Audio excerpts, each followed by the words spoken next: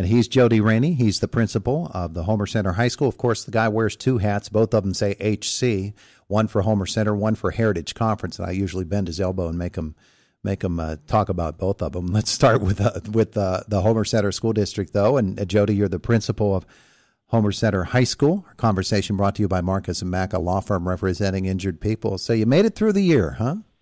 We did. Hey, before we get rolling here, I talked to Beth Genscher, our new elementary principal, and I do have a couple of things I want to get out there real quick. Sure. Number one would be parents who have kids that will be entering kindergarten. If they have not already registered, they are encouraged to do so as soon as possible, obviously for planning purposes. And so they can do so just by picking up a packet or going into the elementary office.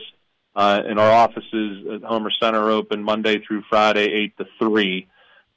So anyone out there that still needs to register for kindergarten. The second one is the elementary for K through 6 students initiated a summer reading program.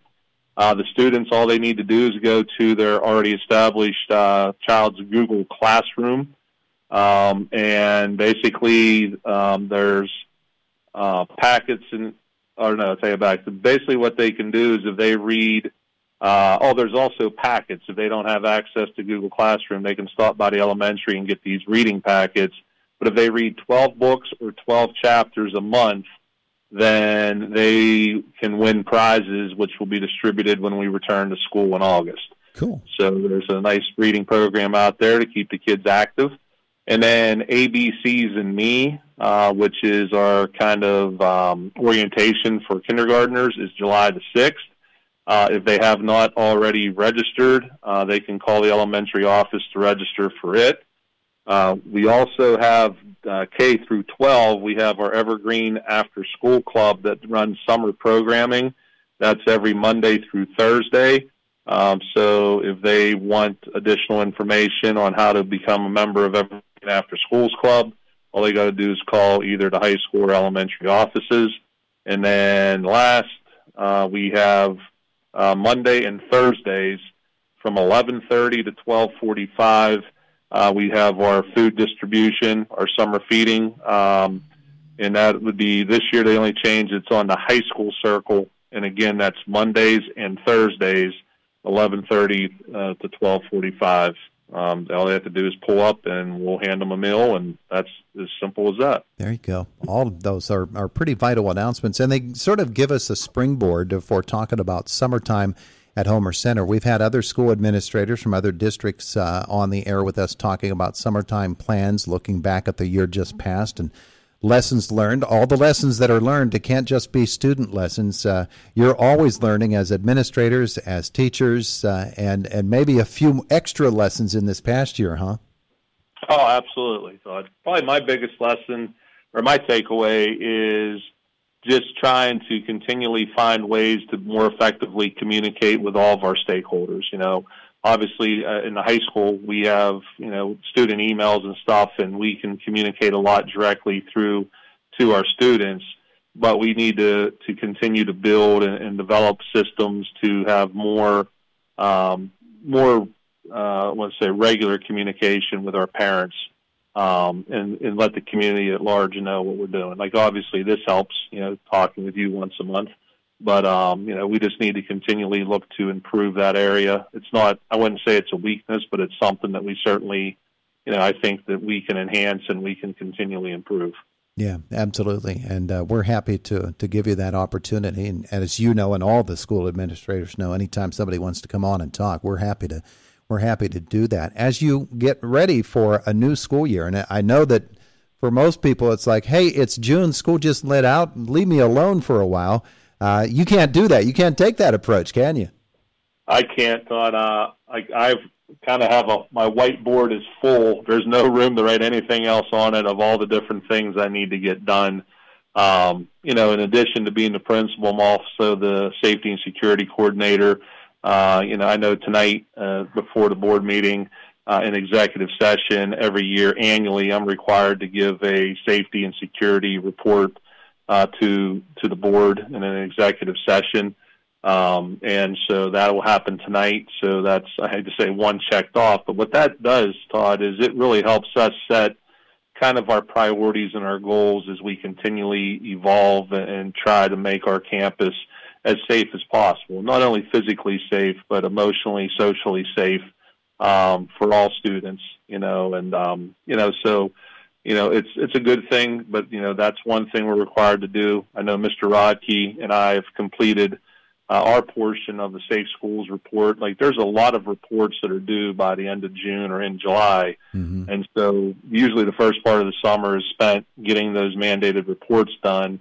And then, like right now, today, I'm working on high school student schedules for 21-22. Yeah, and those have to be done in order to even start a school year. So all of that being the case, you talked about the safety and security and the aspect of it that beyond the physical security, the emotional security that is needed probably now more than ever. And it's great that it's recognized for the importance that it has in a student's overall well-being, maybe more so than in the past. I think so. I mean, it's taken on. I definitely think that there was remnants of it in the past, but obviously COVID and the transition in and out of school, the social distancing, not being able to live, quote unquote, a normal life of a teenager. So, we're fortunate in a lot of ways at Homer Center. Our guidance team is phenomenal. No offense to anybody else, but they're the best. With Mrs. Kirchie and Mr. Krajosik, Mrs. Lieb in the elementary, they're phenomenal. And we've done a lot this past year with social emotional learning. I know administratively we did a training that was organized and offered through some organizations, but Indiana High School and Mike Vukovic was very instrumental in bringing that to a lot of administrators in Indiana County.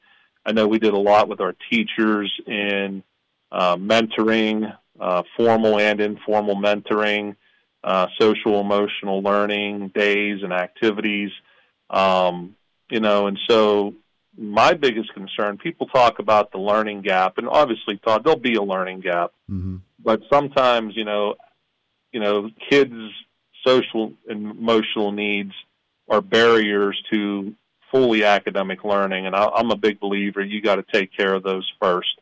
And so my greatest concern and my focus coming into this year, for at least for our high school, is going to be to close the social emotional learning gap. I think that's the bigger gap. I want to reestablish kids and build those relationships, and I believe to the core of my being that what makes Homer Center special is our culture, our relationships, and everything that we do rotates around it. That's the sun, and everything rotates around it, including academics. So we're going to spend a lot of time. We did this year training and getting ready. We're going to spend a lot of time just trying to reacquaint our kids back to a relevance of some form of normal for them, where they can interact with each other and be in school and enjoy a lot of the activities that have been taken away for the last year and a quarter or so. Talking with Jody Rainey, principal of Homer Center High School. Just a couple of moments left with him. I just wanted to check in as president of the Heritage Conference. That's an entity that is going through changes as well, with 2 new schools that will be coming in over the course of the next 2 academic years. Everything on schedule for Heritage Conference right now? It seems to be. We got our football schedules released. I know Mr. Stokes talked to me yesterday. He, as our kind of top AD, I guess, or he's an executive officer as well. He's the treasurer secretary. I know he was working on basketball scheduling already yesterday, so that should make you good, Todd, since you're the basketball voice of the Heritage Conference. But everything seems to be on target. Looking forward to, Cambria Heights joining the mix this year. And as I said before, Portage entering the conference. Really, I just think they have such a reputation of excellence, not only in athletics, but in academics, and they just do so many things at such a high level of integrity that I really think that's just, it's only going to enhance our conference for sure. Yeah. Our conference is not going to be. There's no easy athletic event on that schedule this year. I'm telling you, it's going to be a tough grind. Yeah, it is really going to be interesting to watch how all of this unfolds over the course of the next couple of years. And it starts this fall. You've got the River Valley School District now that will be entering into play, and teams are going to have to fill a hole in the schedule, but that's underway as well. I know Homer Center has done theirs. So really exciting things happening. And as you often say, and we need to reiterate, Heritage Conference is more than just an athletic conference. So there's a lot that goes into welcoming 2 new schools in.